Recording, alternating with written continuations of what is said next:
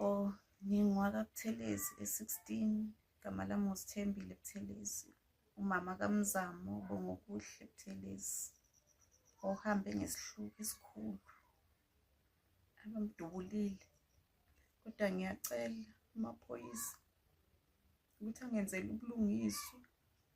And awanyakazi, akukho lutho engilitholayo. Ngazi ukuthi kuqhubakalani ngamaphoyisa walayithakani. Ngiyacela ngenzele ubulungiswa, mhlawumbe emoyeni ngizokhululeka.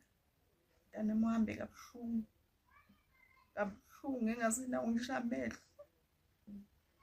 Ubuso bakhe bonke buphelile. Noma esewofihlwa ngikhonanga, akekho emndenini okhonile ukumbona ngoba bengeke abantwana bekhona, kwamina ngikhonanga. Ngiyacela Nkosi yami, ngicela ukulungiswa kuphela. Amaphoyisa adonsa kancane, angazi noma ayakhona ukusebenza noma cha. Ngicela ukulungiswa nje kuphela.